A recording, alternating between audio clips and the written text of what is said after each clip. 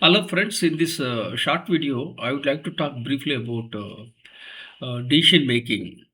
I coined a new decision making model, which is known as Professor M.S.Rao's decision making principle, and also I started creating certain aspects and concepts of Professor M.S.Rao's decision making framework rule like that. Because I am basically a researcher, and for the last 20 years, I am doing research on economics and management, and I have 45 years of diversified experience, including Indian Air Force, business, teaching, and training. And when you want to make decisions, you have to make decisions based on your years of experience, reasoning.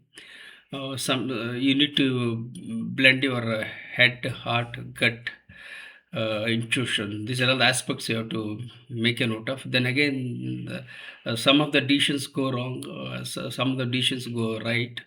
So we can't come to a conclusion that the decisions will be correct.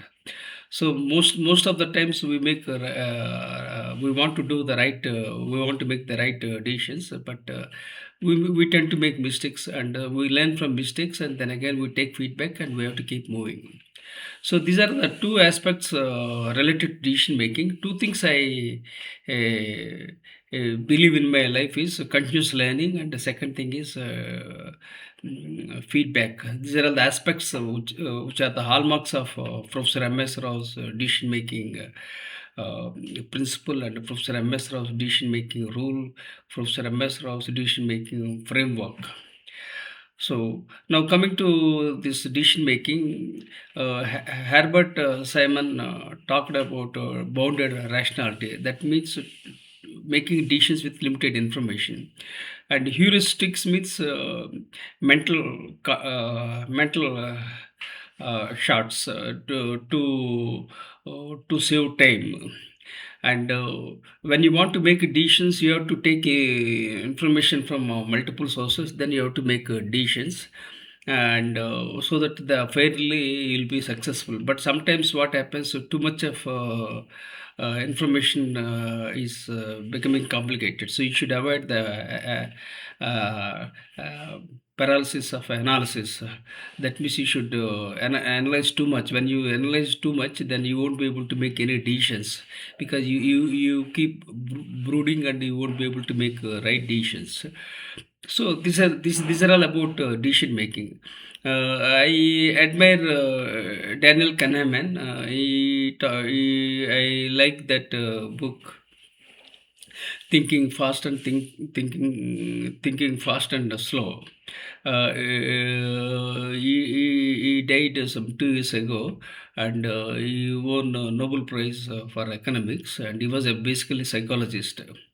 And even I am doing research on economic decision making, and for the last 20 years I am doing research, and I earned my PhD in the year 2011 in soft skills. So now I am gradually entering into academic decision making. So throughout my life, I decided to work on only one area, that is decision making, because I want to add value and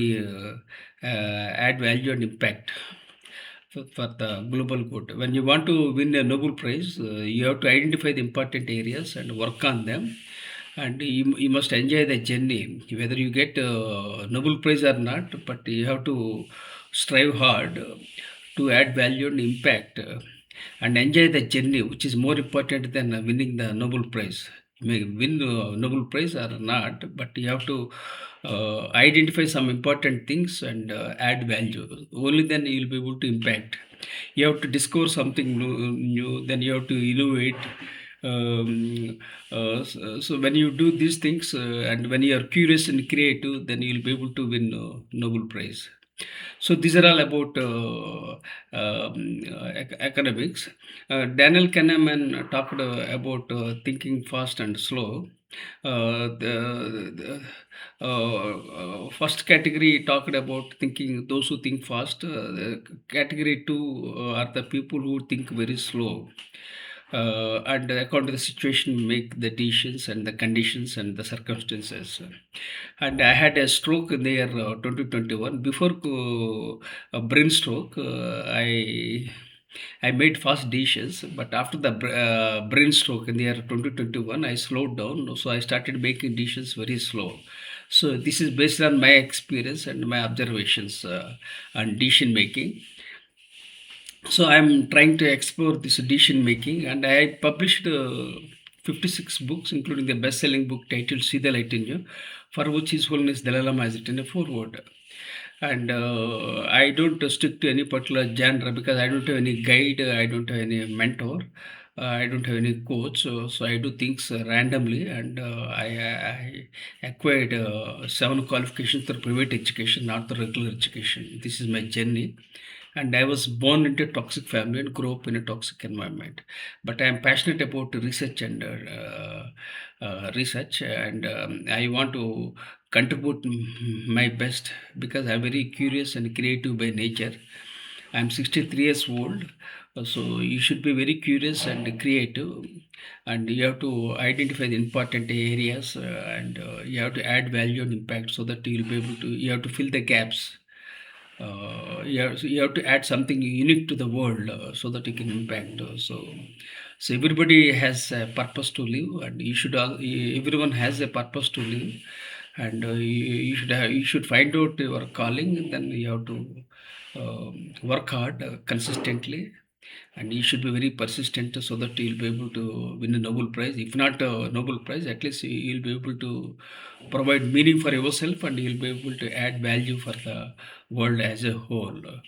So these are all my observations. These are all my insights on economics, and I have decided to work on one particular area, that is uh, uh, academic decision making. And I tried to do postdoctoral course, but I missed the opportunity in the year 2016 from Harvard.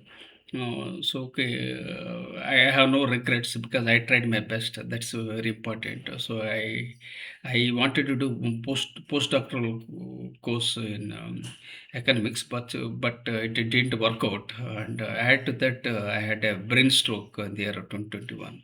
So these are the challenges, but be positive, uh, and as I told, I had a brain stroke and I am recovering. And thank you for empathizing.